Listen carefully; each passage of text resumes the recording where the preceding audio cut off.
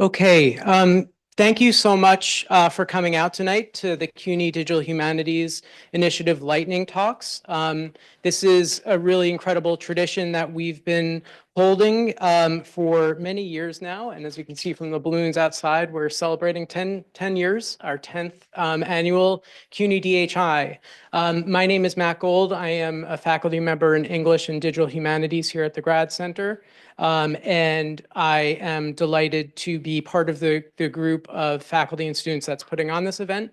And that group is GC Digital Initiatives. I'm very happy to work with Lisa Rohde as Deputy Director of Digital Initiatives on this project and others. And I'd like to just take a second to thank our GC Digital Fellows for all of their work in putting on today's event.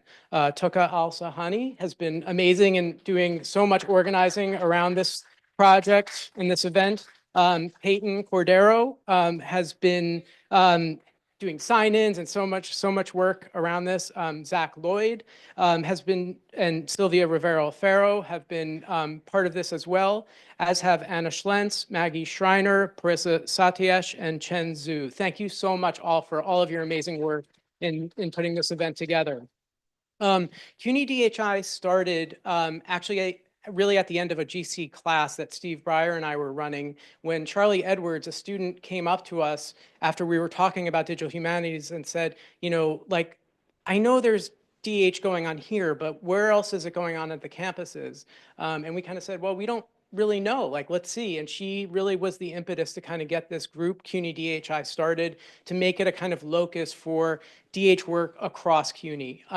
You know, I think all of us here who are part of CUNY, who have graduated from CUNY, who are part of the community know that this is an incredible community of 25 campuses and that we're always stronger together when we're working and sharing our work. And I know that we have many great presentations that you'll be hearing today.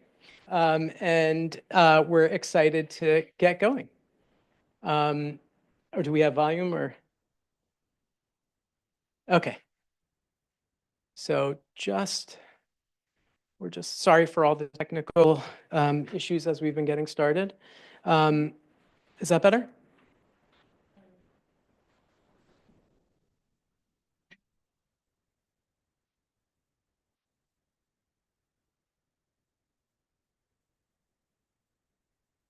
Okay. Yes, okay, I think they can hear. So anyway, if by any chance those of you on Zoom did not hear the introduction, it was a thank you to the GC Digital Fellows, to Lisa Rohde, to all of our group in putting together this amazing program. And to introduce our keynote speaker, I would like to introduce Tuka Al-Sahani.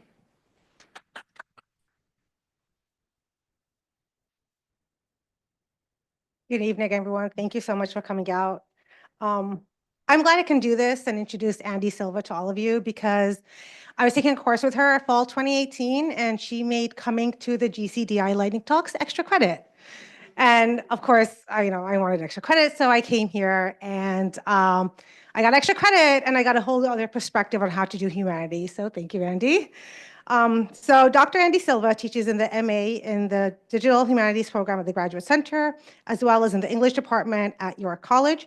She's currently serving as the editor-in-chief in Sharp News, the open access digital newsletter for the Society for the History of Reading, Authorship, and Publishing, and as co-general editor with Shireen Anayatullah of WSQ Women's Studies Quarterly.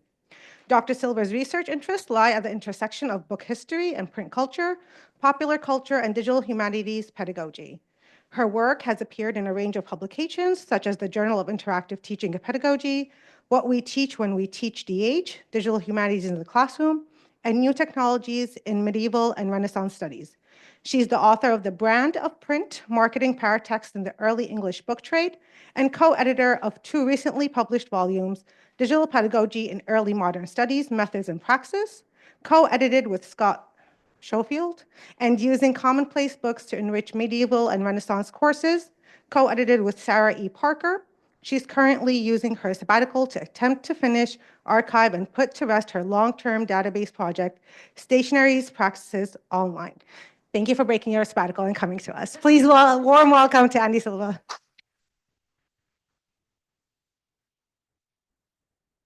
slide in here.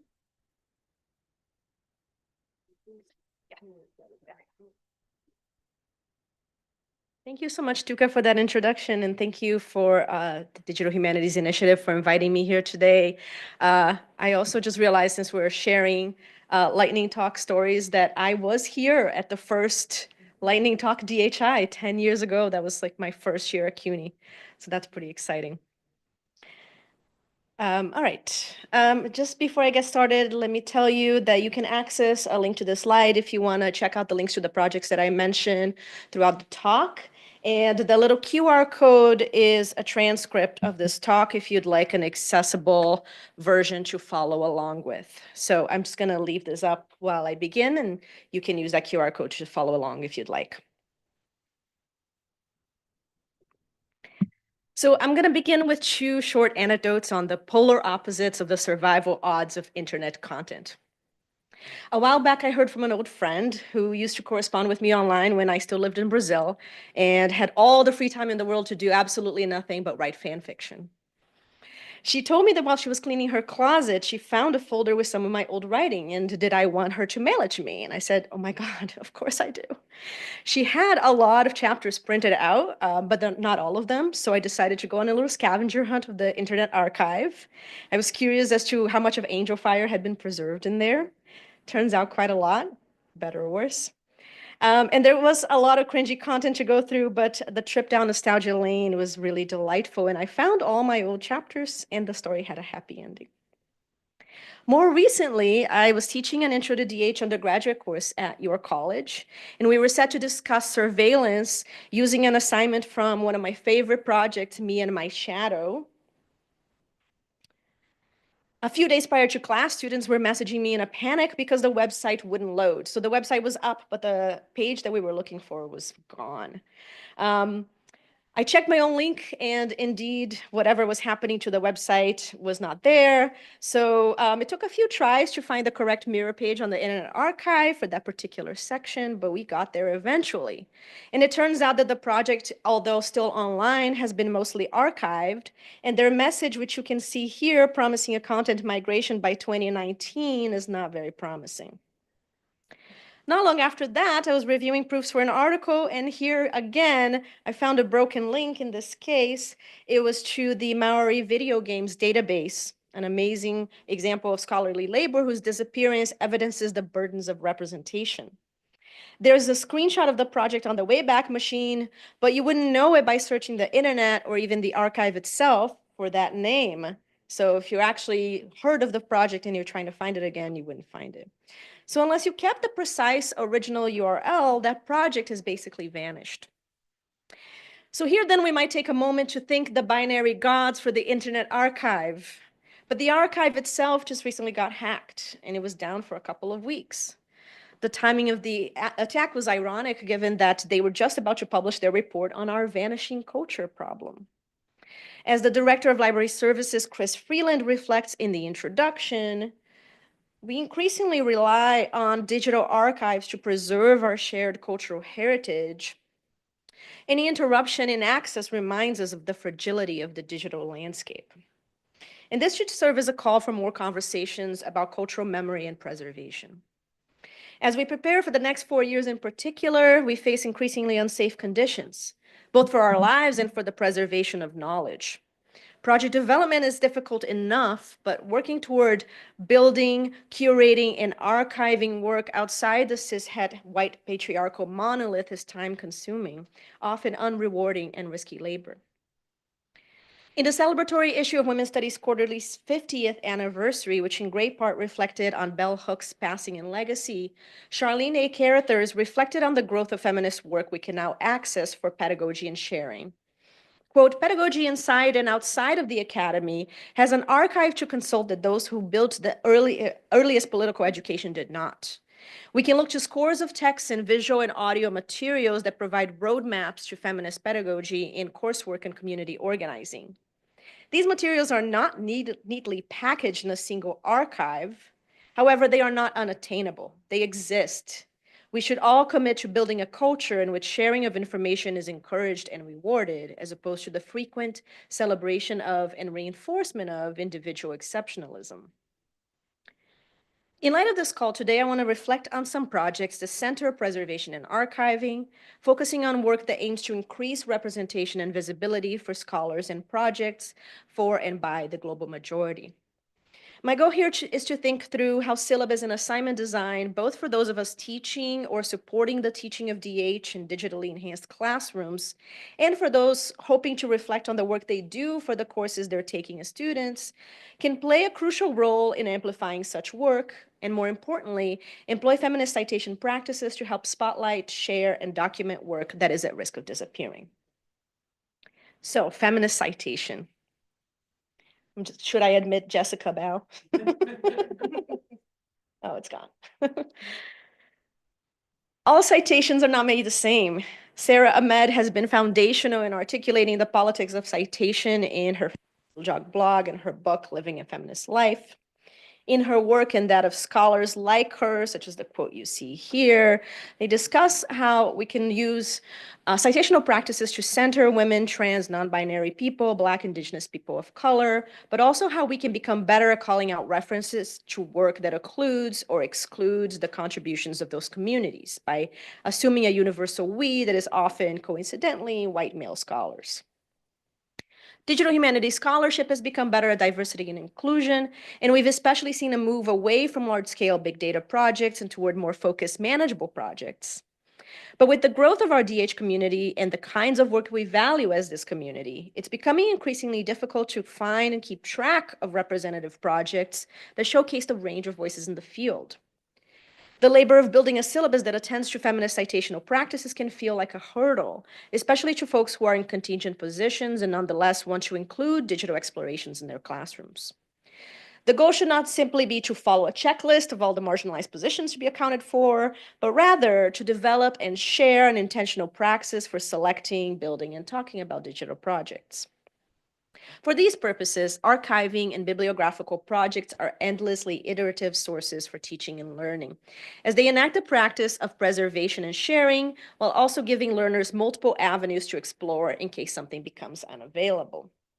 Quinn Dombrowski's Saving Ukrainian Cultural Heritage Online, for instance, began at the onset of Russia's attack on Ukraine, aiming to, quote, digitize and preserve Ukrainian cultural heritage, including museums, blogs, and memes. The project, of course, has received national and international attention, has been widely documented by news outlets and publications. So here, a pedagogical exploration of this project may ask students to consider how did Quinn and their collaborators succeed in garnering attention for the project?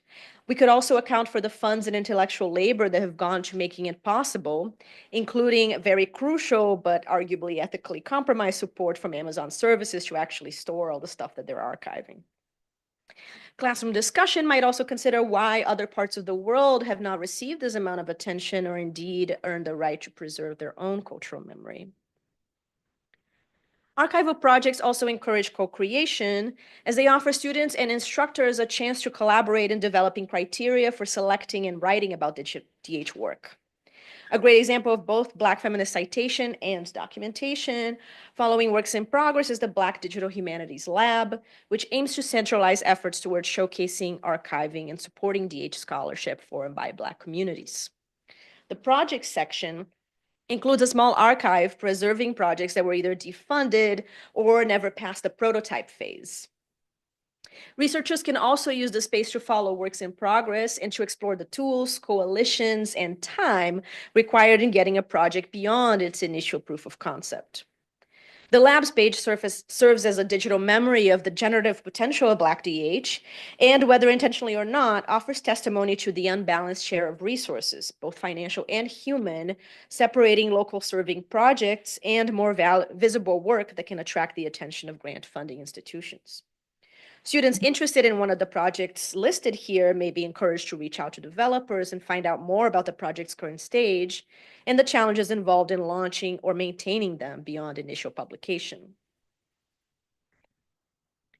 This past weekend, while at the annual meeting of the National Women's Association, I met a number of folks dedicated also to the preservation of Latina oral history and culture. There I learned about Maria Cotera and Linda Garcia Merchant's Chicana por Mi Raza project, which is the one on the upper corner, which involves a group of researchers, educators, students, archivists, and technologists dedicated to preserving imperiled Chicanx and Latinx oral histories, as well as scanning personal archives for preservation and access. So they're also trying to find other stuff that they can ingest. Sarah Rafael Garcia's Libro Mobile, which is the other one you see here, is another incredible example of a grassroots, community-driven endeavor bringing DH skills to local non-academic spaces. Their website features 3D renderings of art exhibits, all of which center BIPOC artists in an effort to make their work more accessible and more visible to a wider audience. But as Sarah discussed in her talk, because she works outside of academia, the labor of Libro Mobile is slow, relying on financial and material donations and expensive subscriptions to hosting spaces, and mostly relying on visibility, because if people don't know that she's working on this, then she doesn't get anything, right? So while discoverability remains a challenge, and I don't know that I would have found about these projects if it wasn't for the conference, Libro Mobile in particular offers an example of long-term sustainability through community involvement, where they house the technology and offer skill building for those who want to give back. So all the projects in their website are produced by people in the community using technology that they keep in the bookshop. Because feminist citation should also serve as a call to decenter from the traditional routes of academically sanctioned work, exploring DH outside of these spaces can be particularly useful for students and educators whose work involves working with limited resources and even more limited time. Equitable, ethical work that is built with people at the center and not just, say, goals and deliverables is slow. Our classes, as well as spaces like our gathering today, can serve to celebrate and spotlight work in progress, as well as archival and preservation work. The digital humanities can sometimes fall into the neoliberal trap of boundless progress, where everyone needs a project to stand out. But once interest and funds begin to dwindle, we're stuck with a lot of abandoned, defunded, or unfinished work. Rob and Camille suggest that documentation is key for ensuring the longevity of intellectual labor of digital projects when the work inevitably goes dormant. As Camille argues, preservation work begins at the moment of creation. Our digital capstone projects here at the DH program include data preservation requirements such as white papers and uploading materials to CUNY Academic Commons, but we can get in the habit of centering preservation and documentation with every DH and digitally infused course as well. I think if you don't know about the digital management LibGuide, it's very useful. Data sets, data models, screenshots, and rationale can help future researchers pick up our work and take it further than our time and our research skills can allow. Crucially, as Laura Estill has argued, we can also be more realistic about how much time documentation can take. So as she says, budget extra time you don't think you'll need for writing and revising documentation because you will end up needing it. Our DH syllabus and DH training work can therefore serve as a deliberate space where these conversations take place, and researchers get a chance to evaluate existing projects for longevity and preservation, contribute to existing work, or track the rate at which projects are maintained and by whom. In order to manage the labor of finding and updating projects in a syllabus, we may celebrate and amplify archival lists like the LGBTQ+ archives and Black Digital Humanities projects and resources. Although it does make me a little nervous that the LGBTQ archive is hosted on Blogger, but it is being maintained pretty regularly, so that's exciting. Because feminist citation also asks us to decenter the focus on strictly written projects, which also have a tendency to represent colonialist approaches to cultural memory, we can balance representation in our syllabi also by considering oral histories and visual records. Here are a couple of more examples to think about, as well as podcasts and YouTube videos created by folks outside of academia and outside traditionally funded projects. When it comes to underrepresented work in particular, writing publicly about the work through spaces like reviews in DH, in blogs or social media can help with discoverability and also attract the attention of new collaborators and funding sources. Similarly, publishing syllabi to spaces like Humanities Commons can support future educators in finding relevant projects.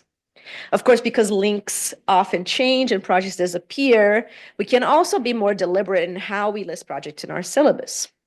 We can work with students to build a glossary of project descriptions and screenshots in the style of digital pedagogy in the humanities.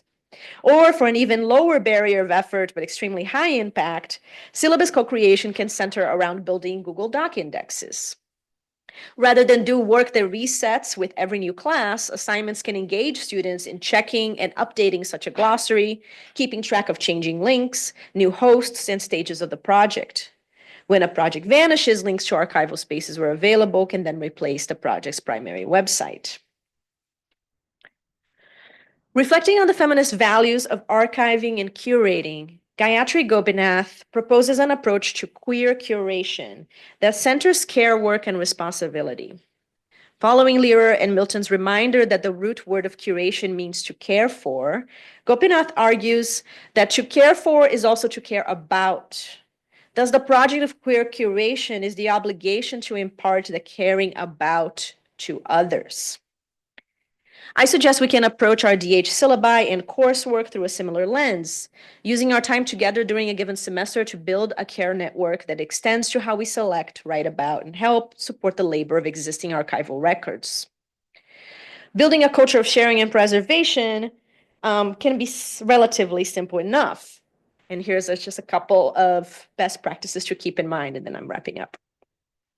So number one, eschew the great Western expansion. Teaching and learning can happen beyond project building, though of course, I'm looking forward to hearing all the projects that people are working on today, but there's more to do as well.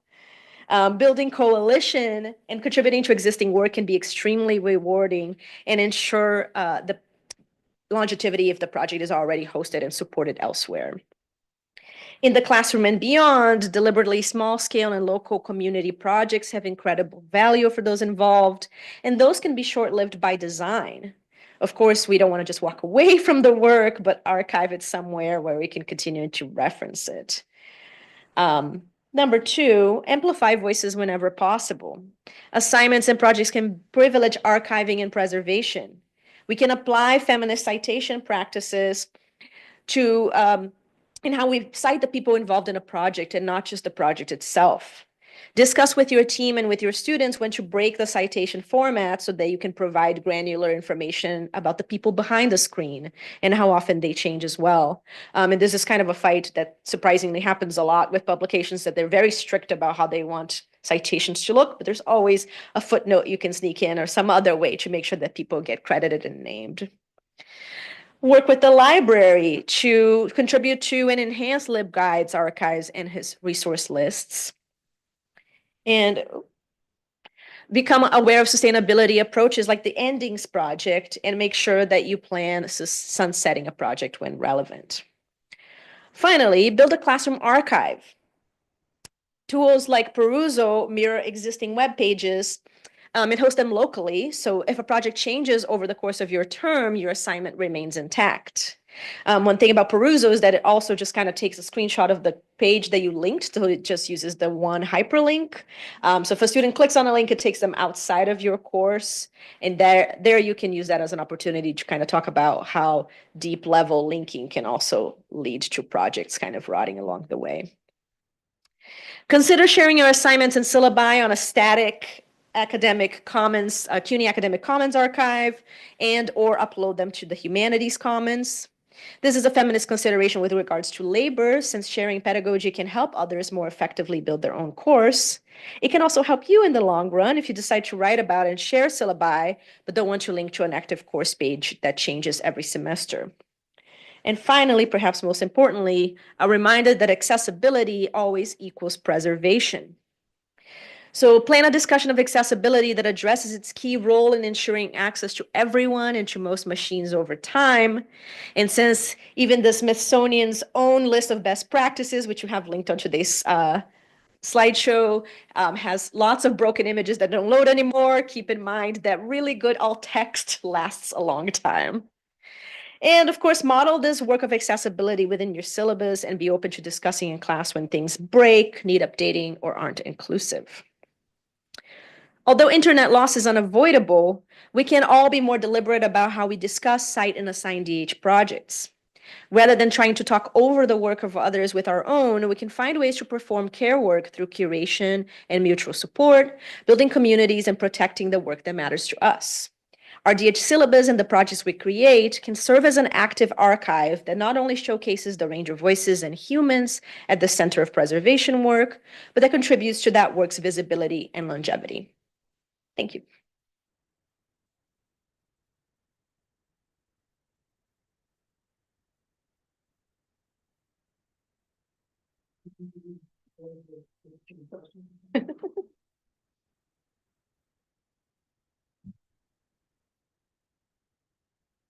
I guess I would ask a question, which is, how you see, or whether you see all of the work you're describing having shifted, like sort of during or after the pandemic, with sort of the move to lots of virtual space and virtual classes. Are there opportunities there? Are there things being lost and sort of that shift to hybrid meetings like we're having today? And how do we, does the care work sort of look any different in those kind of virtual spaces than it does in a physical space? Yeah, I think that's a great question. I think for me personally, what I've seen is there is a bigger focus on documentation. I'm sorry, can I interrupt you really quickly? So the people online couldn't hear the question. Is there a way that you could repeat it, Andy, into the microphone? Oh, sure. Thank you, Lisa. So Matt was asking about whether I think we've seen any changes in the landscape of this kind of preservation and care work with regards to how work is happening post-pandemic. We're meeting more online, there's more meetings over Zoom, there's more work happening across digital spaces rather than in person. And so I was saying that, yes, I think that at least from my own personal observation, there's been more focus on documentation. And for my classes in particular, one thing that's made a huge difference is having a class shared Google Doc, for instance, where we are kind of creating our own archive. And anytime projects come up, ideas come up, problems come up, we have a central space where we put those ideas together. And then we can actually look back in the class and say, oh, somebody mentioned a project we really liked. Let's scroll up and find it. And so one of the things that I offer as options as end of semester work is for people to kind of pull some of that out of our document and try to clean it up. And I feel like in meetings too, people are a little more attuned to that work of keeping things in writing for the group, not just for themselves. Now, I don't know that people think about that as documentation, which would be the next step to actually make sure that once you create that archive, once you stop working with whatever class or group or project, you don't save it to your own Dropbox and walk away, and then people have to start from scratch. That's, I think, the gap that we can sort of jump over.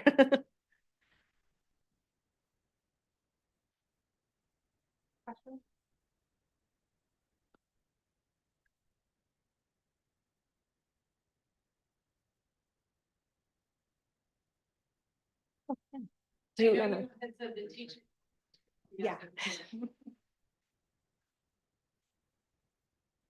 Thank you for your presentation. I know you mentioned that teaching moves beyond projects, but I'm gonna not cross that bridge yet and ask, have you gotten students involved in the preservation process of projects? Because I really like the idea that the idea of preservation starts at creation. And I'm wondering if you've ever had students get involved or if you have ideas of how to do so. You mentioned perusal, and I don't know anything about that, so I'd love to hear more. So Peruzo is it's kind of a teaching and annotation tool. It's similar to Hypothesis, except you have to ingest all the content into its own classroom space, and then students can annotate in there. So it's nice to create like a stable environment, but with Hypothesis, you could do that too, right? Just make sure that you create a page inside your own course website instead of linking out. So but with preservation work in the classroom, yes, I think one of the things that I try to do is to, when we do some project development, training. And then at the discoverability moment of finding what else is out there that's similar to your project, actually doing some networking and outreach and saying, what's going on with this project? Is this still working? Is this still updating? And then if we find anything that's broken, actually contacting the people and reaching out. So that is the kind of culture that I'm trying to kind of do more of, and I think would be really useful is when we find a problem or when we use a website and there's something that we can improve, that we actually move forward with that contribution and actually do it and not just talk about it in class. Because it's so easy to say, well, all these links are broken and this project sucks. But then the person who created it doesn't know. So we could actually do that labor and support that project in that way.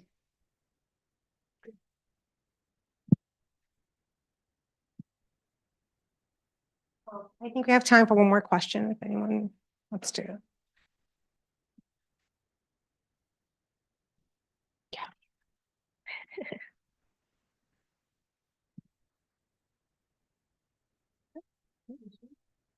On Zoom, is there a question on Zoom? Or is there a question on Zoom? Anyone have a question on Zoom?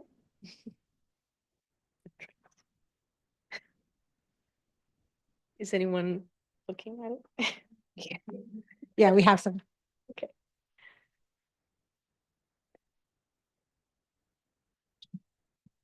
All right, thank you so much, Andy. Thank you, everybody.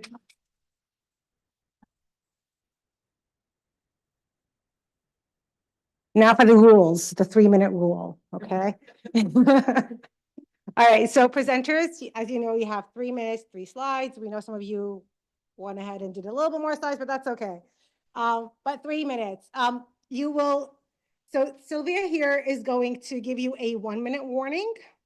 There we go. And then she's gonna give you a 30-second warning. All right, so keep your eyes on Sylvia here.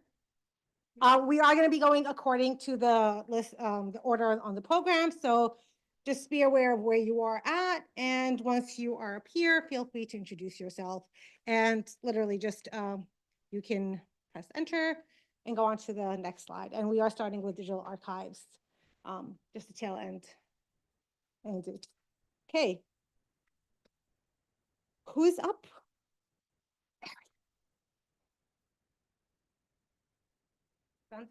Sylvia's in charge. Good evening, everyone. I'm Jonathan Toro, first-year doctoral student and digital archivist for the Nuyorican Poets Cafe Archive Project. Our mission is to preserve the history of the cafe's founders and artists while protecting their legacy from erasure. But before I begin, I'd like to thank Lois Elaine Griffith, the project founder, and doctoral students Joseph Cáceres and Valerie Matos for their invaluable contribution and collaboration. In my presentation today on Donde, Nuyorican Founders in a Digital Age, I'll briefly discuss the digital presence of the Nuyorican Poets Cafe founders and the archival work I'm undertaking to amplify their digital presence. My project officially began in 2023. However, my unofficial journey started in fall 2021, researching Puerto Rican and Nuyorican poets and artists. During my research, I quickly discovered that beyond the Nuyorican Poets Cafe and the Center for Puerto Rican Studies, few resources existed that shared Puerto Rican and Nuyorican art and scholarship with the public. And with a simple Google search, many founders and their work were difficult to locate. Oh, there was a video, but it's all right. So in 2023, while working with Griffith and the Nuyorican Poets Cafe Founders Archive Project, I realized that there was an opportunity to fill a gap and reinforce the bridge to a pivotal part of the New York Afro-Caribbean culture, history, and experience, one that was and continues to be absent and ignored not only online, but in the cultural landscape. My primary goal then became to develop a website that would provide the public, as well as the New York Afro-Caribbean community, a digital space that they can turn to for communion, discussion, and creation. Would be a space where we could keep on keeping on. The initial website draft, which you would have seen in the video, provides a foundational structure with essential pages like homepage, about us, team, founders, contact, archive, syllabus, writing prompts, and a feature timeline and gallery page. And then the homepage also highlights a quote by Miguel Agadin and a GIF of the cafe and its founders. And each founder has a dedicated page connected to the archive, acting as individual syllabus, showcasing their work. While the site is simple and it's only a concept, it's meant for a digital hub for the Afro-Caribbean diaspora in the New York, honoring the New York Puerto Rican cafe's legacy. That'll be all. That's all I got. Thank you. Also, if you want to see the website, you can scan that.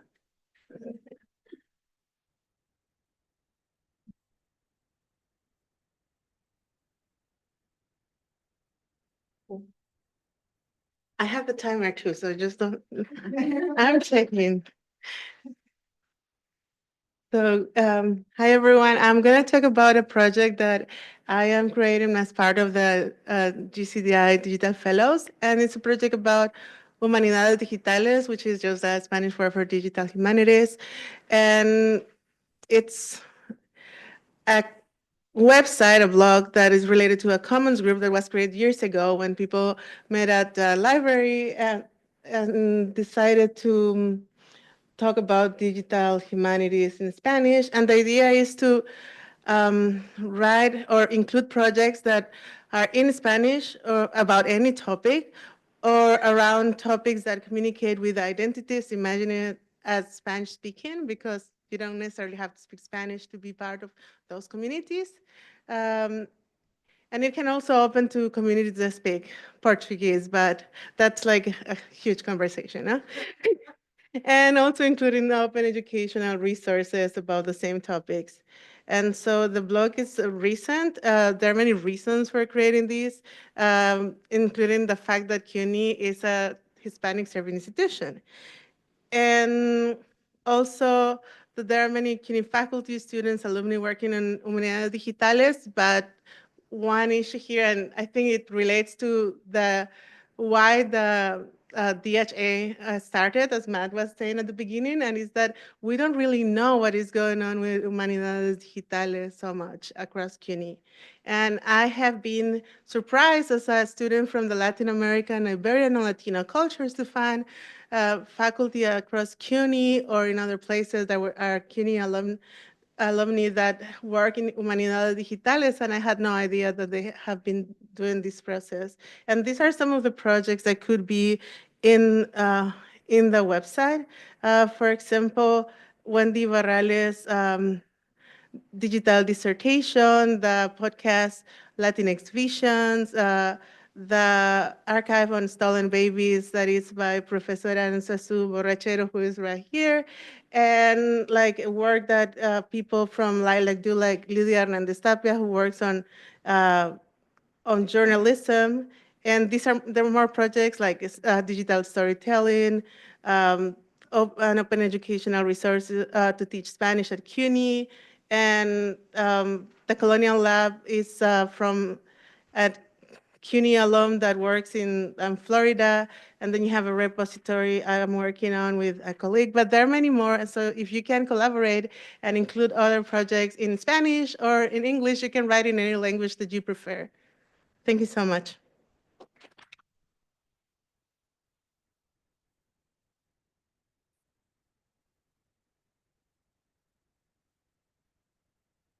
All right, so this is the beginning of a new project, and I'm very hopeful after Andy's presentation that I can develop this better.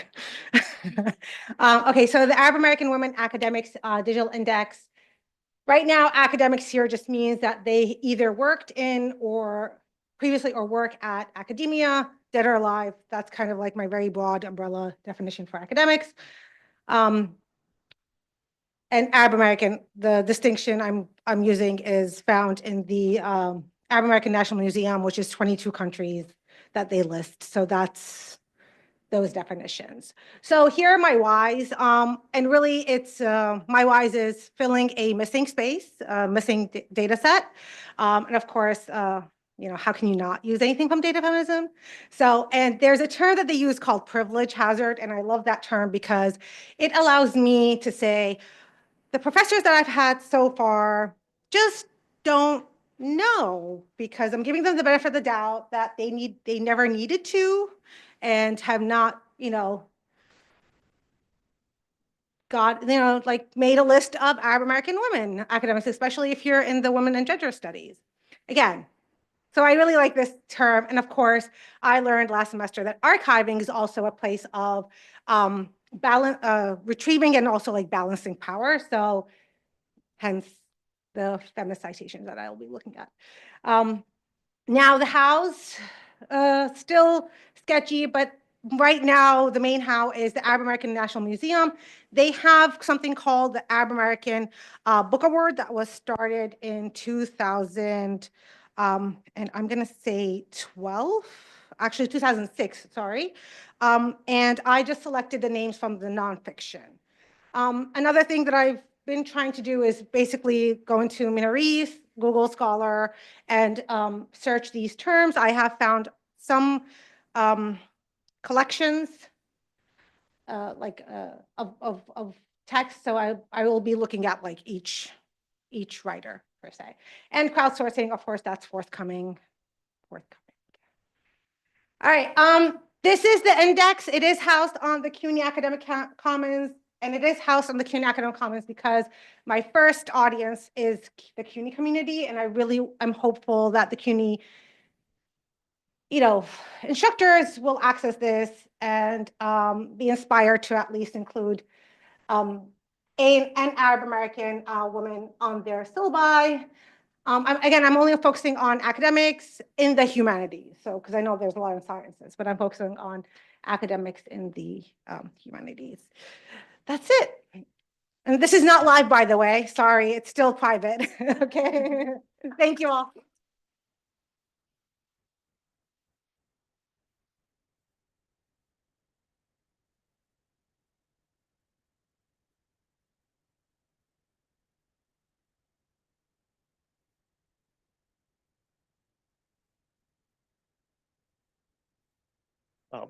Okay, hello everyone. My name is Zach, and I'm going to here just talk with you briefly about the DRIFT project, is what it's called, or Digital Humanities Infrastructure for Teaching Technology. A little bit of a mouthful, but DRIFT is a short way of saying it.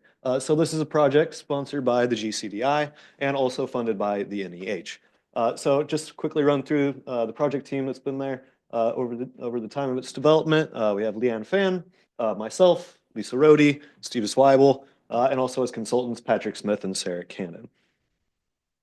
Okay, so what is DRIFT? There's a myriad of different ways that you could describe what it is. It has a few different initiatives kind of built in.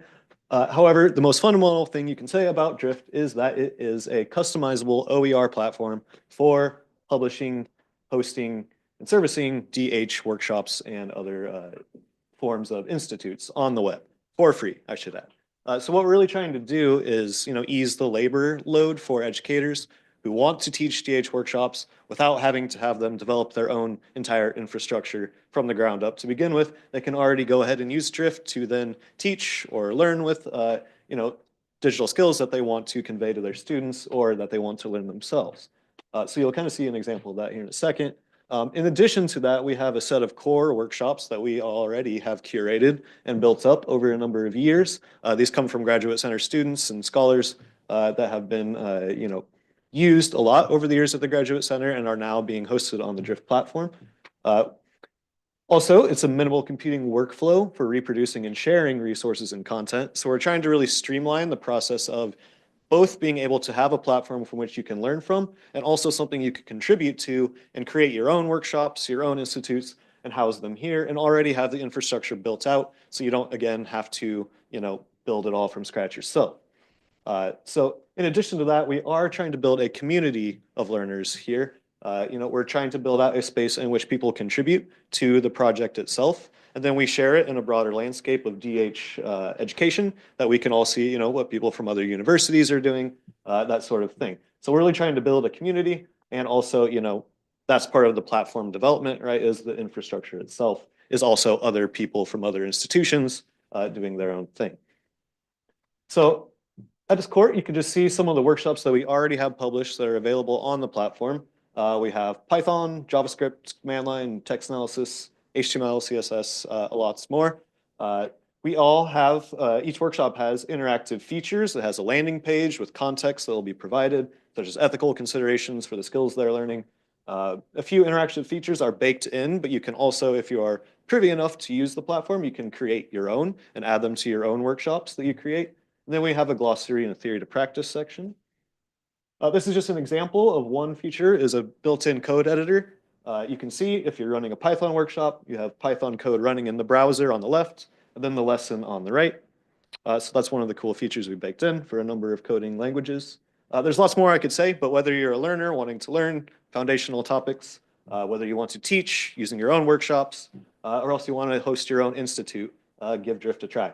There's something for everyone. So you can go to the links, drift.org and app.drift.org to check it out. It's still very much under development, so there might be some things not working, but go ahead and check it out. Thanks.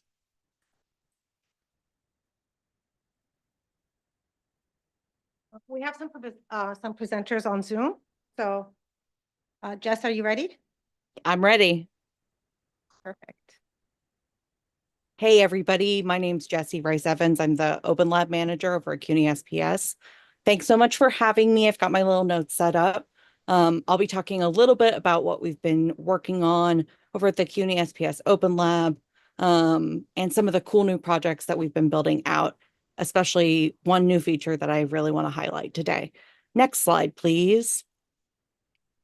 So the Open Lab has been around at CUNY's for a long time, 2011 roughly, and we're the third Open Lab to really be built out at an individual campus. We've got the City Tech Open Lab was kind of the initial phase of the Open Lab build out, and BMCC followed up on that. And the CUNY SPS Open Lab launched in 2023, is the latest iteration of the Open Lab. So we've been working a lot on infrastructure, design, building out templates, technical support and documentation, and really with a big focus on having a digital community space for our majority remote asynchronous college culture. Most of our students take fully remote courses with us. So we really wanted to build a community space where folks can meet and collaborate asynchronously. So the Open Lab seemed like a really good fit for that. The big thing that I wanted to announce and kind of celebrate today, if you hit the next slide for me, is we just launched our, oh my gosh, the emoji looks so good. We just launched our single sign-on plugin. It's brand new. We collaborated with Jeremy Felt at Happy Prime LLC, who's an experienced WordPress developer, to build out an open source single sign-on plugin. The single sign-on plugin actually works with CUNY Login, which most of you will probably be familiar with from using it to get into email, Brightspace, Blackboard, Zoom, pretty much any single sign-on thing that you're doing at CUNY uses CUNY Login these days. But we're now, thank you, we're now the officially the first Open Lab using CUNY Login to sign in with single sign-on. So we're really excited about that. That literally launched like less than 2 weeks ago. So we're hoping that the other Open Lab projects will be able to take what we've built and implement that in their own projects in the future. Of course, the Open Lab has been built out of an abundance of collaboration over many years. So we hope to continue doing that in the future. Great to see everybody, and thank you so much for your time.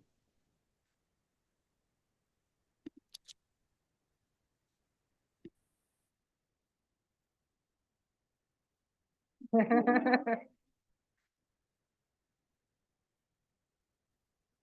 is it not loading? It's not loading. Stop share. Yeah, it's not. It's clicking. It's not full.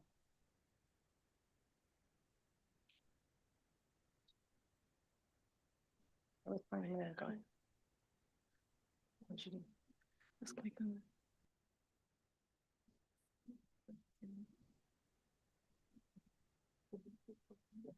Unless we're ready for you. Okay. Yes, I'm ready. Can you hear me well?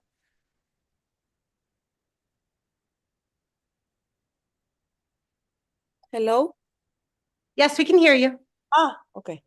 Thank you very much for the invitation and this opportunity to share with you my ongoing digital project. This is a web platform and an app, digital app that was launched in last year in 2023. And since then, I've been working in sorry. I've been working updating it, developing, adding content, and it's trilingual. And I call it a digital tool for endangered language revitalization. I am in the linguistics PhD program the first semester, and then I am a native speaker of one of these of the languages in which is well, two of the languages which are the app in Spanish and an indigenous language called Guarani, and the third language, thank you very much, is Paintautera Guarani, which is minority variant, which is in danger, and probably it is a language that is in the north part of Paraguay, in the border with Brazil. At this moment is a red zone area because of a lot of the organized crime in the communities that are affecting them directly, and also the livelihood. And obviously that affects directly their the livelihood of their language. This language belongs to the Tupi-Guarani linguistic family, the subgroup 1. And as I mentioned, it is an endangered language. It hasn't been documented or described. The census said in 2022 that there are 15,500 speakers, Paita people, but that doesn't reflect the number of native speakers in the language. Also, they are exclusively monolingual, so there is no a precise name of the numbers of monolingual versus bilingual speaker. The next slide, please. The next one. Hello? Thank you. So you can see the situation of the language in respect to the other family members.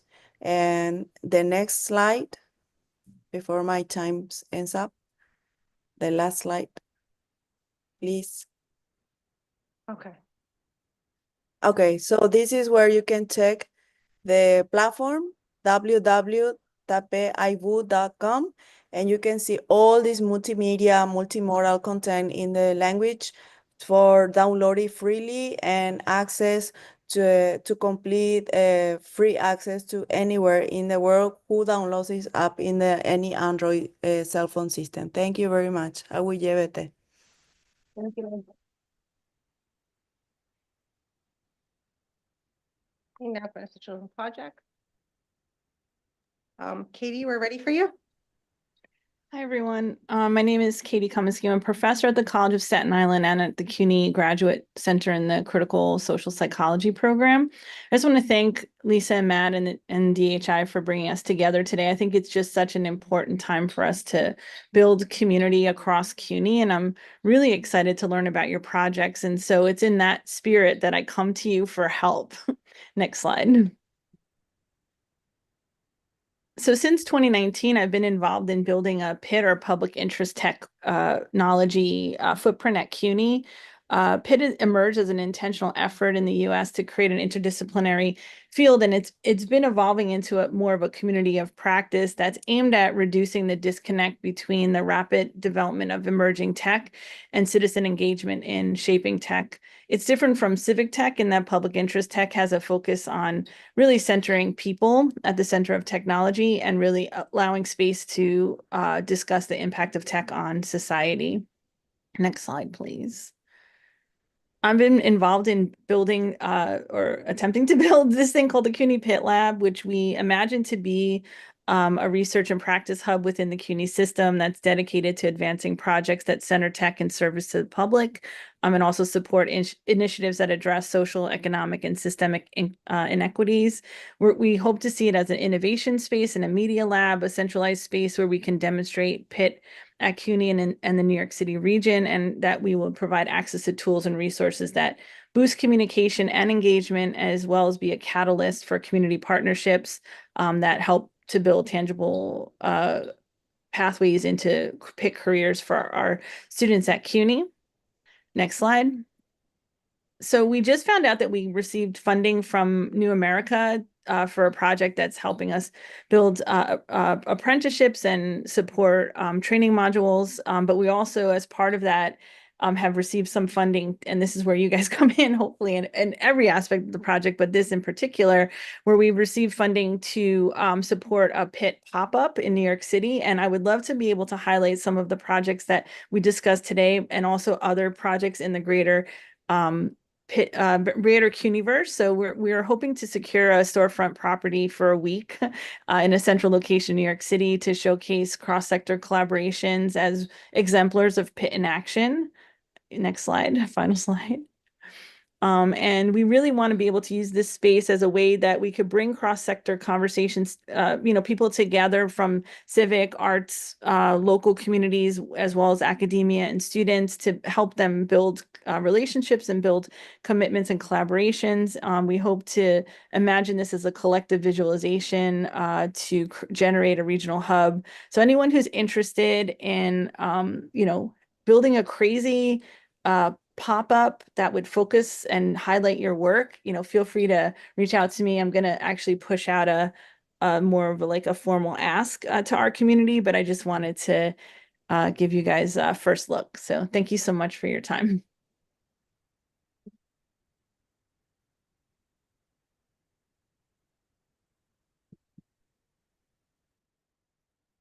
Hello, everyone. I'm Stefano Morello. Can you hear me?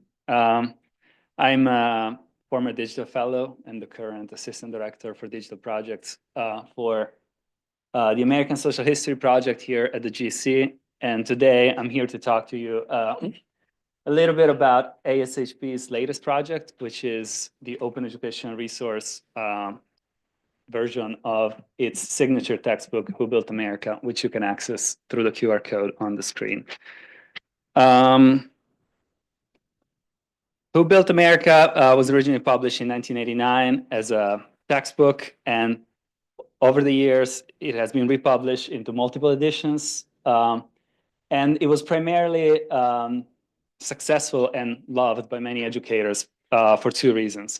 One is that it surveyed the nation's past from an important but neglected perspective, which is the role of working class people in the making of America. And the second is the way in which it really integrated primary sources, especially visual primary sources, into its narrative. So the new edition kind of takes advantage of the digital format to integrate even further those primary sources into the way educators can use this textbook. And you can see various editions that we have downstairs that are still available. But hopefully, if you are interested in using Who Built America, you will be using the latest edition, which is the OER, that was built starting in 2019 with funding from the NEH, the Ford Foundation, and the CUNY Office of Library Services. We launched the Beta 2.0 in late July, and we're hoping to have a final version by the end of this semester. In addition to being openly accessible to everybody, the new edition also includes a number of supplemental materials, including critical essays, updated chapters, and especially something I'm especially excited about is a large repository of about 1,000, slightly more primary sources. Here's our timeline for the future. We're hoping to build a course package tool by the end of this semester, and then improve the navigation and the style and have an export function, and then host a number of professional development workshops here and at other CUNY campuses. Thank you.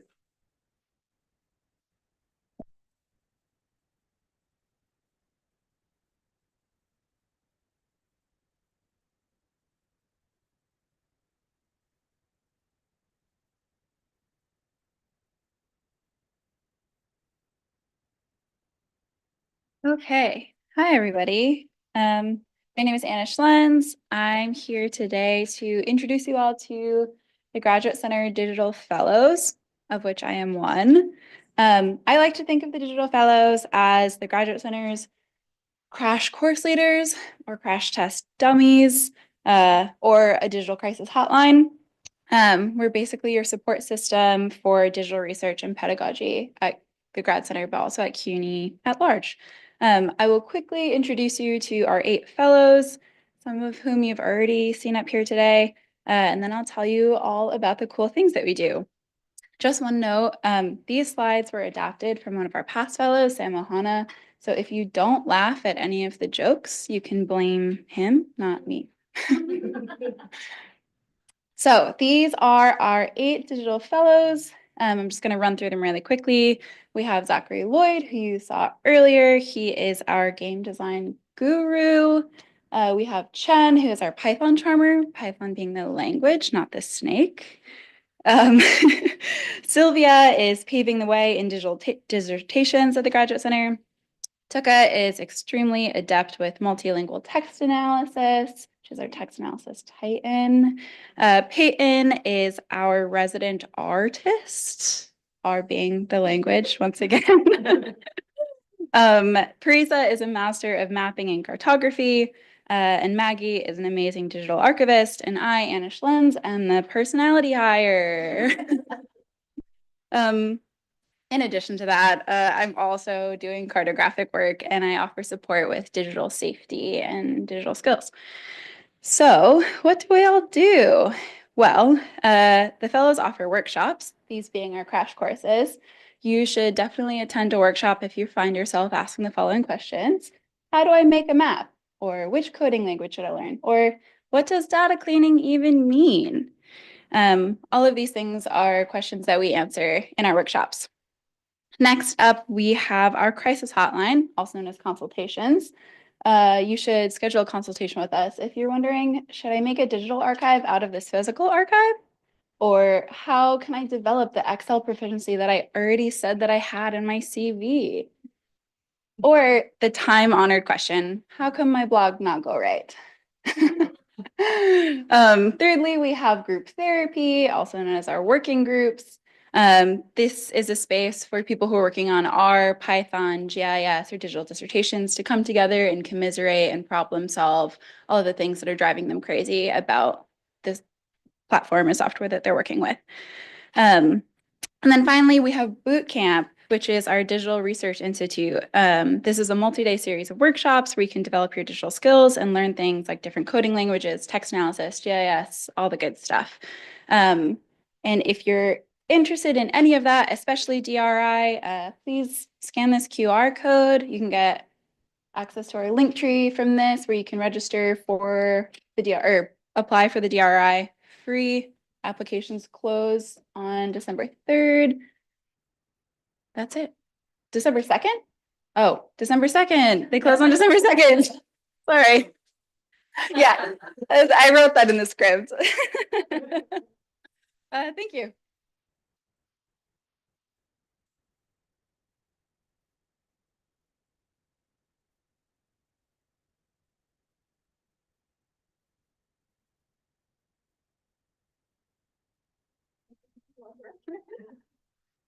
Hey, my name is Jen. I work in the library at City Tech, and I wanted to talk about some research I've been doing with Ann Beatty out at Oregon State.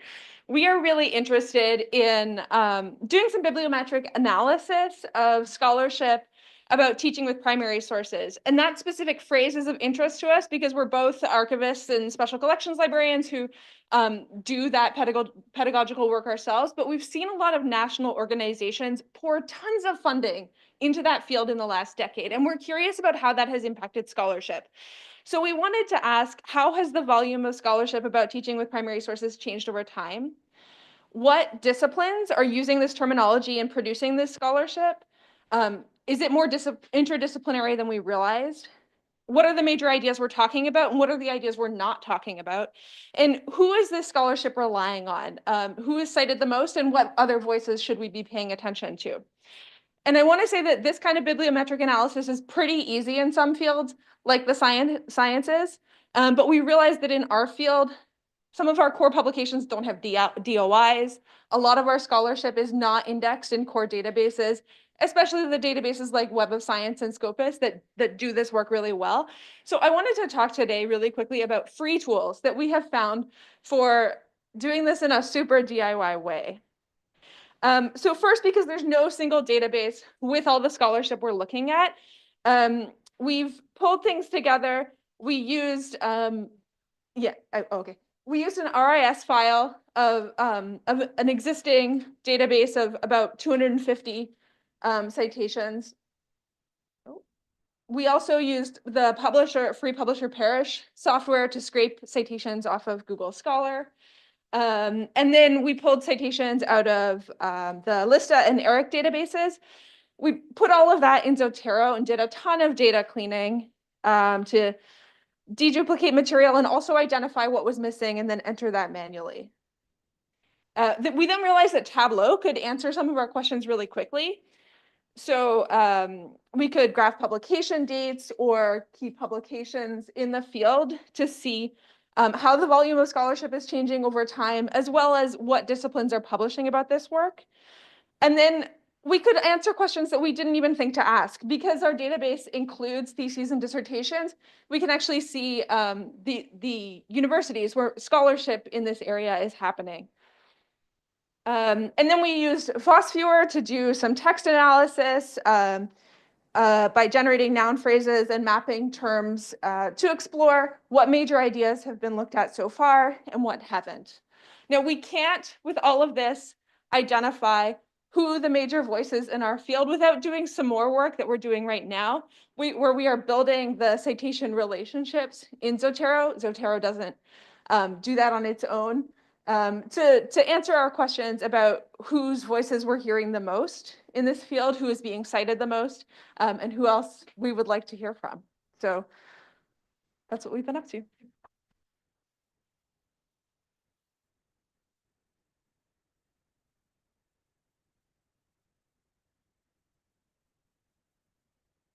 Thank you, Jen. I'm also a librarian.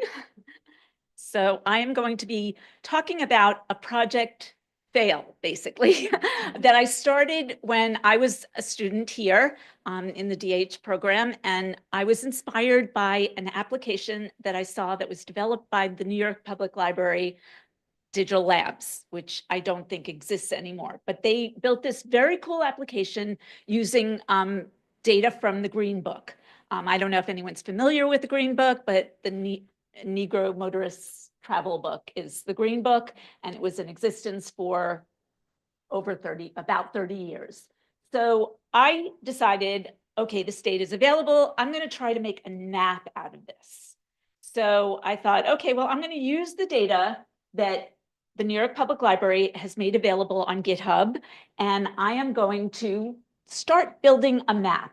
I've decided I'm going to take the data, the raw data from GitHub, which I have to thank the digital fellows at the time, because I did get assistance from a digital fellow to take some of that GitHub data and make it reasonable, because it was very, very messy.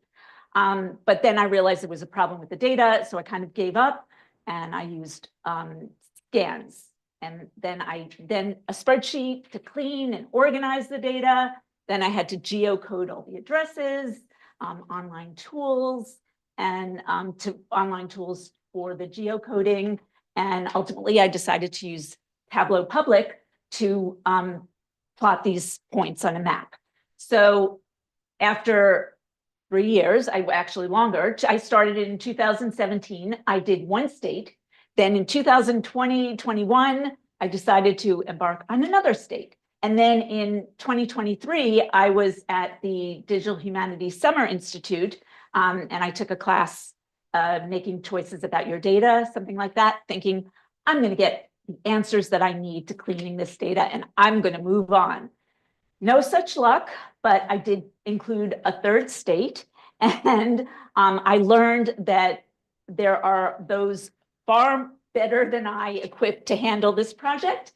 And so I decided, thanks to a call for proposals for a digital humanities cookbook, which is put out by the Association of College and Research Libraries, to make it into a classroom activity.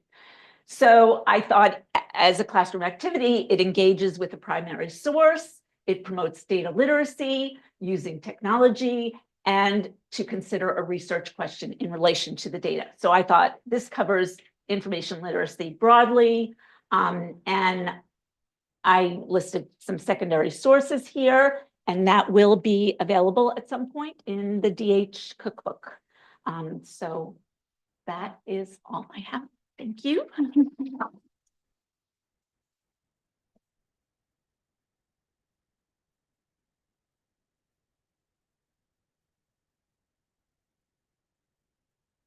Hi, I'm Will Field. In the next 3 minutes, I'm going to give you a very, very broad overview about what we do at the CUNY Mapping Service. So the CUNY Mapping Service is part of the Center for Urban Research at the Graduate Center, which is a group directed by John Mollenkampf. And so what we do is we collaborate with foundations and various different stakeholders, depending on the project. And we look at civic issues and labor trends and things like that around the city. Also at the New York State level and some national level projects. So within the mapping service, Steve Romalewski is our urban researcher who's directing the program. Valerie Bauer is our GIS specialist, and I am an application developer, so I'm working on the web development. So some examples of what we've done. So we did a lot of work around the 2020 census. We made the 2020 Census Hard to Count Maps 2020.us, which looks at the self-response rate statewide, countywide, and tract level around the country. This was funded by groups that were doing outreach to try to get everyone counted in the census for fair representation. And so it lets you kind of look around, click on a state, click on a geographic feature, and look at not only the self-response rate, but also the underlying demographics of that area. Then after the census, we did redistricting. So, we made maps for a few different states where you could compare the pre-2020 congressional and state legislative districts with the proposals for new districts while that process was going on. At the city level, mygovnyc.org, we recently updated it. This was funded by the League of Women Voters, and basically you can put in your address or click on a map anywhere in New York, and it'll give you your representative and contact information for them. And this is the most recent project, the Long Island Zoning Atlas, which was funded by some affordable housing advocates. And it's a comprehensive atlas of all of the zoning ordinances across Long Island, because before this, you would have to go to town hall and ask them for a paper map in some cases. So thank you.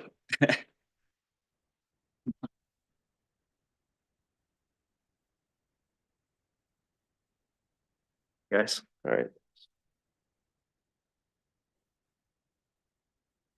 Hey, I'm Jonah Brooker-Cohen. Something completely different this time. I'm a professor at Lehman College in journalism and media studies, and today I'm going to talk about some work related to AI and critical media art.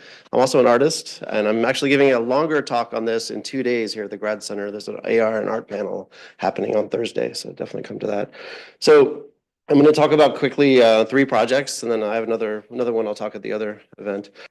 Looking at AI, it's looking at how you can use AI in a critical way to kind of look at how it could meet open data. And so this is a project that I made called Homemade that data mines the NYC open data maps using the City of New York.us site, looking at abandoned structures. So basically apartments, buildings in New York that are dilapidated or are basically destroyed. And then it uses regenerative AI to recreate those dead housing zones as it's kind of new apartments, new buildings, and then it kind of creates a real estate site based on the old the data of the dead zones to see what you could actually do with that to change it. So that's one project. Another one is looking at AI and autocorrect. So this is there was an article in Wired by Sean Hahn about Google using AI in their software. And so this is a project called Saver, and it's an add-on to Google Docs that won't allow you to save your document unless it's completely grammatically correct and the spelling is good. So it forces you to make sure you have everything right and you can't rely on things like spell check. But this is just to show that, like, in the writing of Gell, who speaks a lot about art and agency, this shows you that eventually AI could have agency enough to actually promote us, to stop us from doing things we shouldn't do.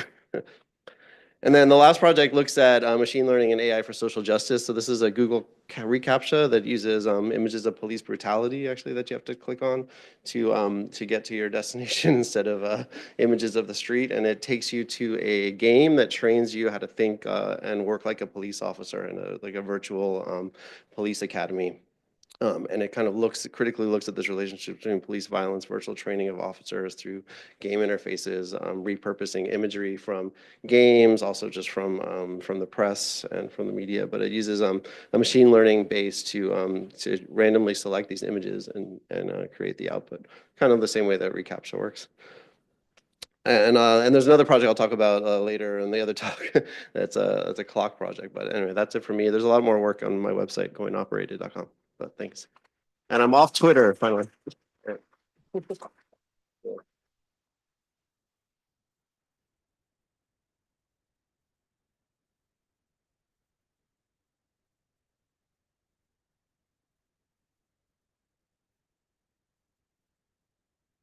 Digital publishing. Here we go. So hi, everyone. My name is Julie Van Petegem, and I am the managing editor of Digital Dante, which in less than a month turns 10 years old. And today I'd like to tell you a little more about how a site hack, a global pandemic, and good old Google Analytics gave us insight on how this site has been used during the past decade around the world. So let me start by sharing a little bit what Digital Dante is. So Digital Dante is a curated, open access scholarly site devoted to original research and ideas on the medieval Italian poet Dante Alighieri, his works and his world. And Digital Dante is published by Columbia University Libraries and is overseen by an editorial board. And our main features of the site, and you see it here, is the Digital Dante edition of the Divine Comedy, and that is Dante's main poem. And you find the text there with 2 English translations, and you also find the first born digital commentary on Dante's Divine Comedy by leading Dante scholar Teodolinda Barolini. And your experience of the text is further enhanced by video lectures, audio readings, so you can listen to the Italian, and gallery of relevant images. And what you can also see on the top, there are more contributions, all original contributions specifically created for the digital realm by Dante scholars and Dante non-scholars, enthusiasts, all around those categories of intertextuality, image, sound, history, and text. So thanks to analytical tools, we could see that our site was growing over the years. And so you could see that the rhythms of the academic year, when there's a big Dante thing, then we peak. But it was really when in the end of 2021, when our site was hacked and we flatlined, that these numbers really came to life. Because it turns out if you take away something, so sorry from walking away from the mic, if you take away something that people love, they will let you know and they will write and they will tell you how much they appreciated that thing and how much they want it back. And so what we were able to create, and I don't know if it'll work, but we'll see. Oops. All right. Okay. The world is spinning, but basically we heard from users from all over the world. Our favorite examples were 10th graders in the Dominican Republic. We don't have access, I'm so sorry, who like with their little masks during the pandemic were reading Digital Dante. So it was really like the pandemic drove people to Dante and to the site, and it took a hack for them to let us know, but we're very glad they did. Okay, thank you.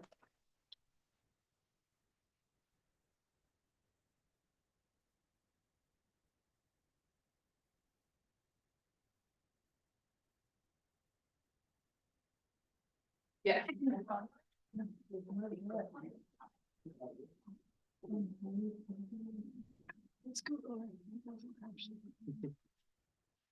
Okay. Hi, I'm Christina Michael. I'm an assistant professor of English at Hostos Community College, and I also teach here in the Digital Humanities program. So I'm here with Matt and Lori. I'm going to let them introduce themselves so we don't have to shuffle in front of the microphone. But we're here to talk about the Open Educational Publishing Institute that we ran with Robin Miller and Luke Walter, who are here in spirit this summer. It was an NEH Digital Humanities Institute in advanced topics of digital humanities. We ran it last summer.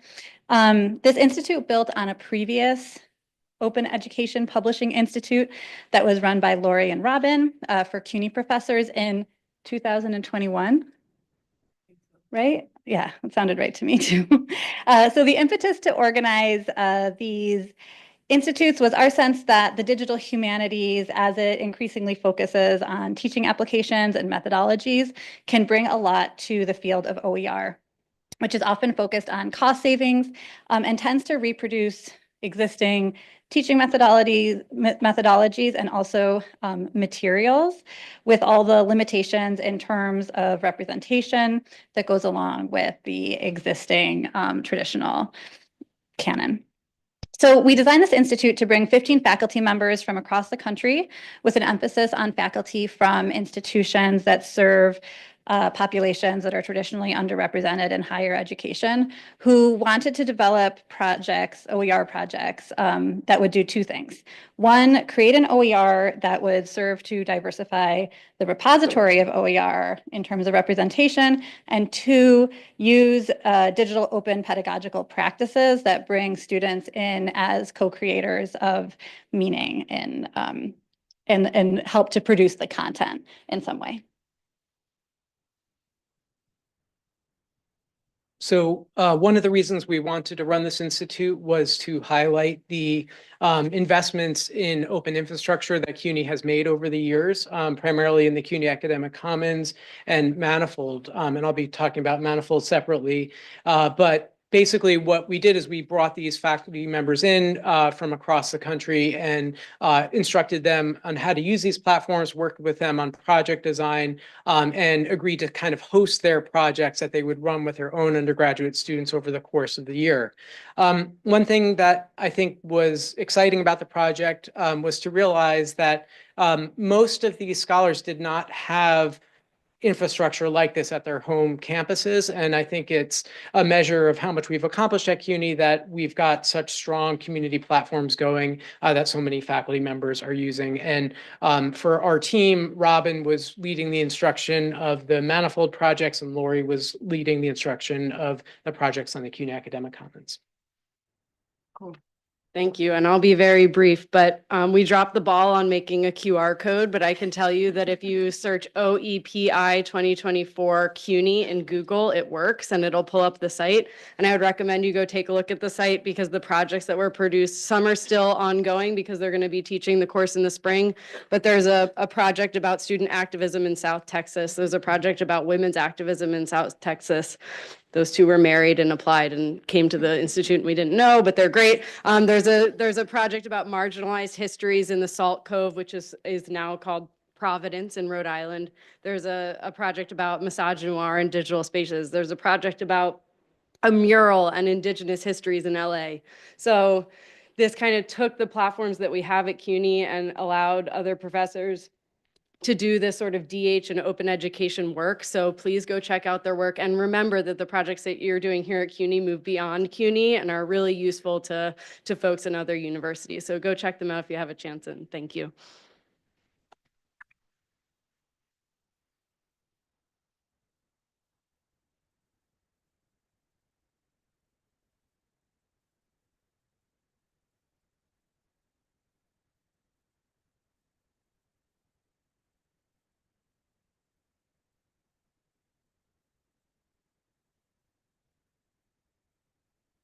Hi, everyone. So just to briefly continue on with this presentation, we wanted to discuss Manifold at CUNY, which is a partnership between the CUNY Graduate Center, the University of Minnesota Press, and Cast Iron Coding. It's an open publishing platform originally created for the publication of digital scholarly monographs. But at CUNY, we've really been pushing the development of this as an OER publication platform. And I wanted to give a shout out to our CUNY Manifold team, Robin Miller, Sen Liu, Maura McCright, Christian Michael, and Jojo Carlin, who have all done amazing work to sort of share the platform across CUNY. And we want to thank our funders, the NEH, Mellon Foundation, and CUNY Office of Library Services. What you're looking at now is the homepage of the CUNY instance, which it hosts open access publications, so anyone can read the texts that are on there. And if you want to create a login, you can annotate and highlight and favorite projects. And if you'd like, you can also request a project creator account or role.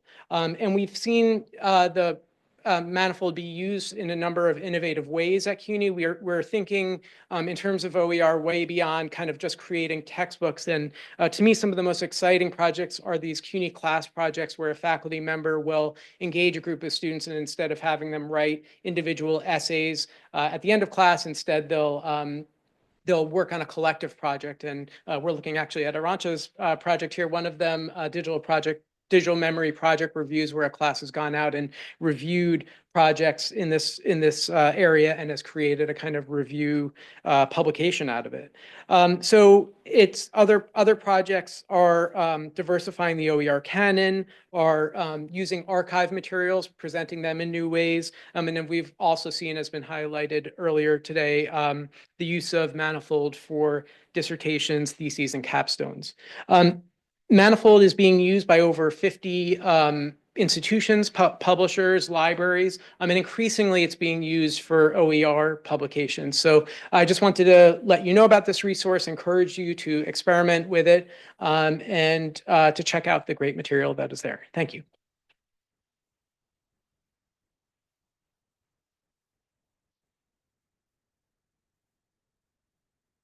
Hi, I have 3 minutes of a shameless plug.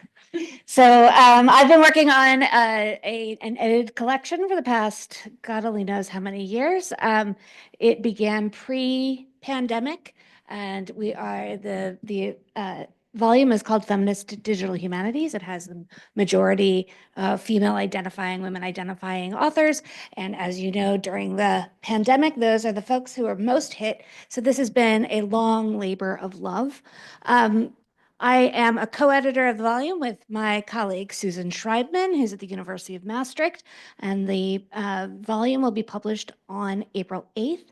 You have already heard from one of our esteemed authors. So Andy has a piece in our pedagogy section. So one thing I thought I wanted to point out is that there are 2 CUNY authors in the digital pedagogy section. I have a chapter on a course that you can take here at the Graduate Center called Feminist Text Analysis. And Andy has been talking about feminist pedagogy in practice. So the volume is divided into 3 sections. One is on readings, which is about how you take feminist theory and put it into active process to come out with social justice ends, which is the volition of feminism. We have a section on infrastructures that considers both sort of the theoretical frameworks within feminist values and how you build feminist infrastructure from a technical standpoint, as well as from a human standpoint. Raven Stringfield, who's one of our authors, was a student. She's now graduated, but she was a doctoral student at William and Mary, and she's writing about what it means to be a Black woman doing digital humanities work and trying to find networks of care and co-creation. And the final section is in pedagogies and offers some solutions and some ideas for different kinds of activities that you could do. The volume will be available open access. Thank you very much to a PSC CUNY grant from here and also some funds from Maastricht. So as of April 8th, you'll be able to find it on the University of Illinois' open books section. This is a list of our contributors, and please read. Thank you.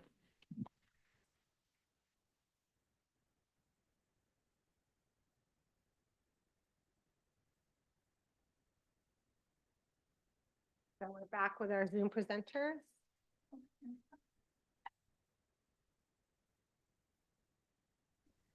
Hi, good evening, everyone. Can you hear me okay? Yes, we can hear you. Okay. Hi, my name is Katrina Hannon, and I am currently a 4th year student in the PhD in Social Welfare program at the CUNY Graduate Center. I'm also adjunct at the Silverman School of Social Work at Hunter College in the social work department, and I've also adjunct at the College of Staten Island in the social work department as well in the past. So you can go to the next slide.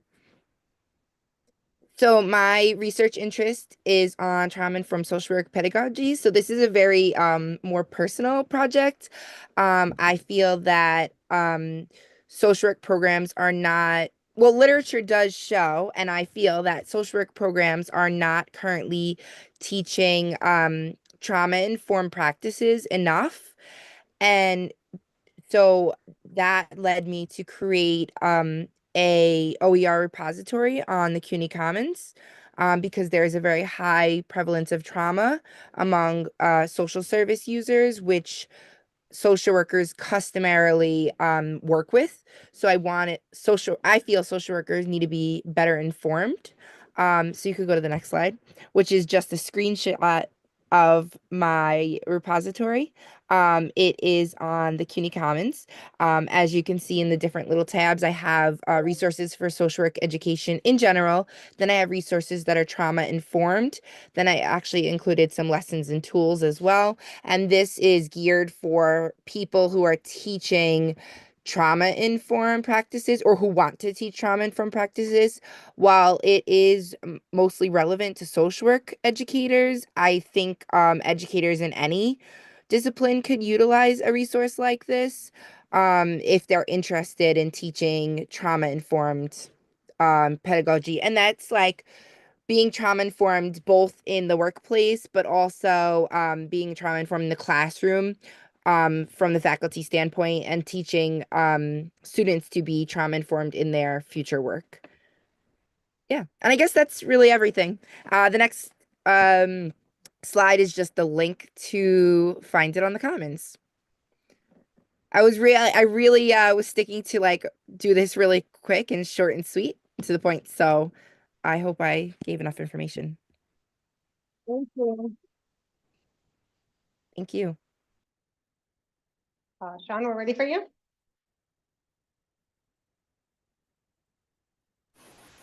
Hello, everyone. My name is Sean Palmer. I work as a senior college lab tech and adjunct faculty at LaGuardia Community College. I'm also finishing up my thesis in the digital humanities program. It should have been done by now, but life gets in the way.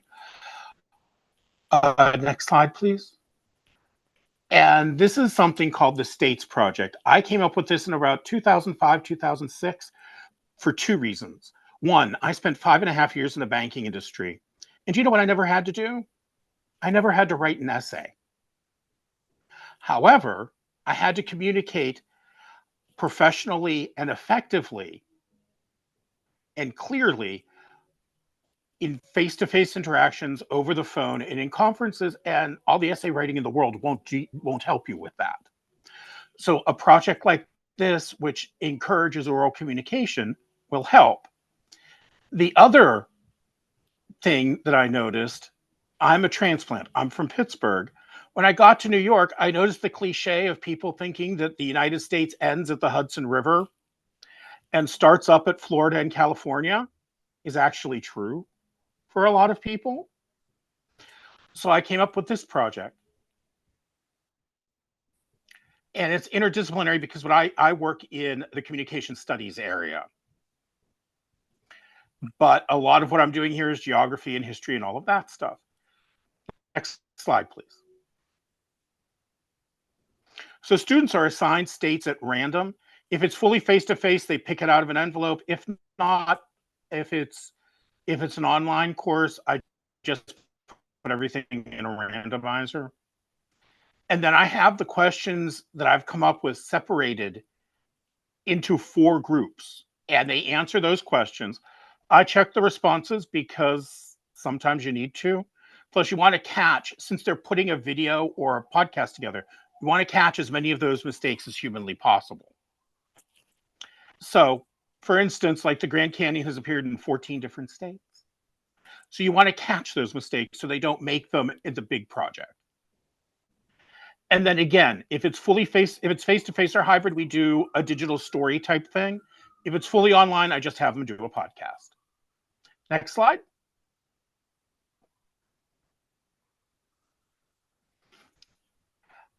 Here is the link to the website where I've put all of this stuff. I show these projects in class because students will work a little harder if they know everybody else is going to be watching them. And I've done this with other kinds of projects too. They are listed here. Thank you very much.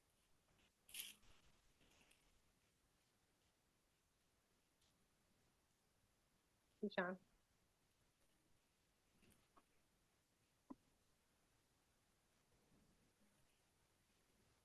Hi everyone, I'm Meha. I'm a second year in the English department here at the Grad Center.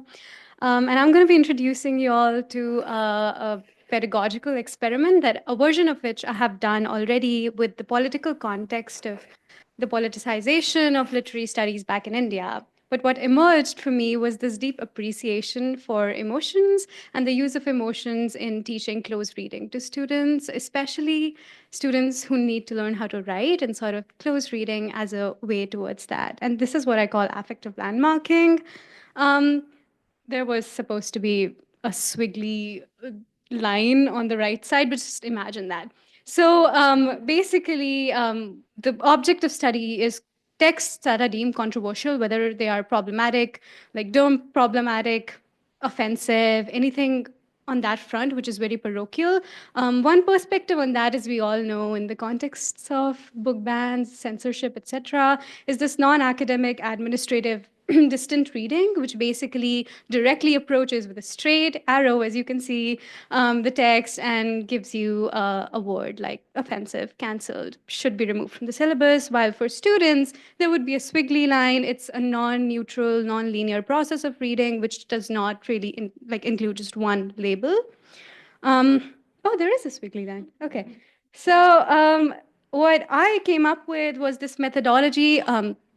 I'll read it out, a technique of close reading that encourages readers, students, to consciously objectify their emotions at different locations in a text and presents it visually as a spectrum. And there are 3 main things that I want to focus on, which is emotions, which I just use the 8 basic emotions, the text, which is usually a controversial text at some point in time, and a spectrum, which I see as not a product in itself, but sort of a conversation starter when you see all of your hard work in like a spectrum, and I'll show you what it looks like. The the image in the middle is basically a text that students are highlighting with different colors. Each color is a different emotion for them. And the non-neutral, non-linear line on the left will lead to a very specific point in the spectrum of a color that was just a highlight on a line at one point. But now it is a part of this big data set of the diversity of ways in which a text can be read, while on the other side, it's the green color is actually the emotion disgust, which would lead to offense, which would be a linear, distant way of reading this text, leading to just one color. So kind of looking at these in opposition to each other and not really like presenting it as a product, but kind of, again, as I said, as a conversation starter. So that is my project. Thank you.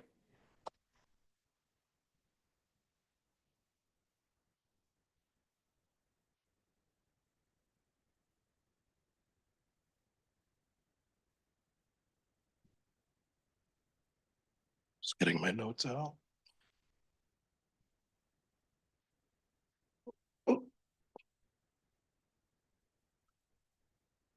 Okay. Hi, everyone. My name is Anthony Wheeler. I'm a fifth-year PhD student in urban education, alumni of the DH program here at the Grad Center, Cohort 1. And I'm a full-time research associate at CUNY Central with the SITE initiative, which stands for Computing Integrated Teacher Education. I feel like since I'm the last presenter, I have to say thank you to GCDI for putting this all together. Great hearing all your projects. It's amazing. Last time I spoke at this was 5+ years ago when I was doing the Praxis course. So here we are now. So to give you a little bit of context for this group, the Digital Humanities and Teacher Education group, the Computing Integrated Teacher Education Initiative is a multi-million-dollar, several-year initiative spanning across 4+, I think now 5+ years. We're currently in year 3, and we are working with teacher education departments at CUNY across 15 campuses to integrate computational and digital literacies into standard teacher education. Super easy, right? Our central mission as a team and as an initiative is how can CUNY programs prepare all educators to equitably and meaningfully integrate computing and digital literacies into public school classrooms?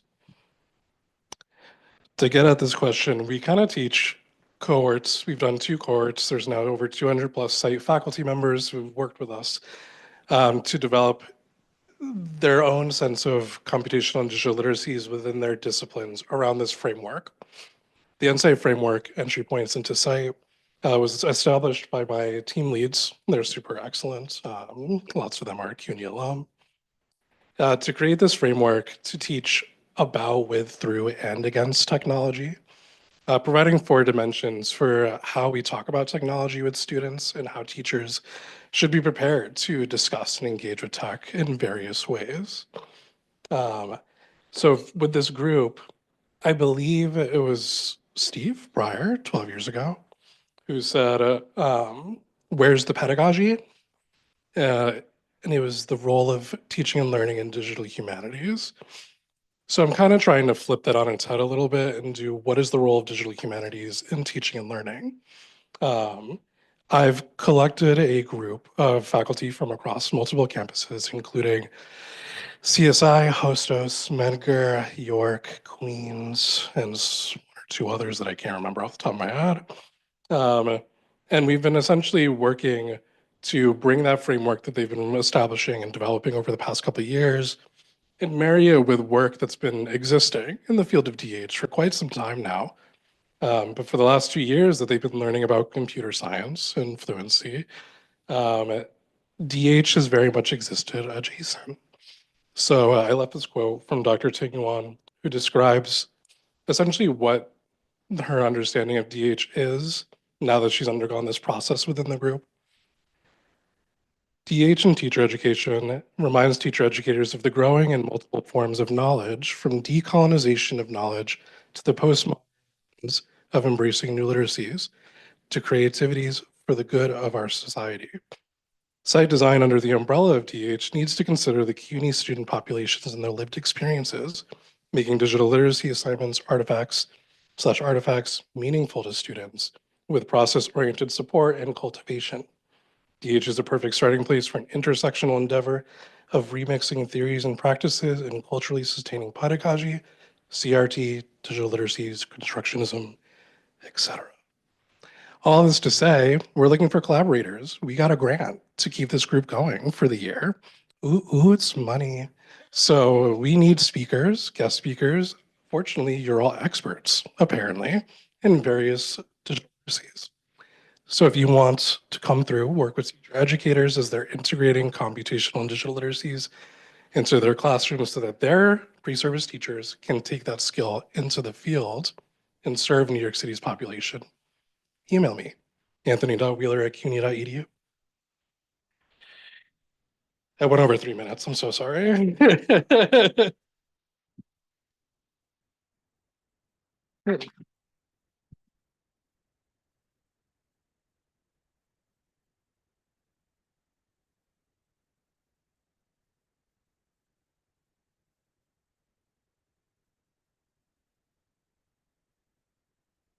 Okay, I get the excellent ability here to let you all go and say thank you very much to everybody who was a presenter. So first of all, rounds of applause to all of you for presenting. And sorry, I was trying to make it so that people here could also see. Stop share. There we go. All right. I also just want to say again, I know Matt already began with this, but thank you so much to the Digital Fellows who have put today together.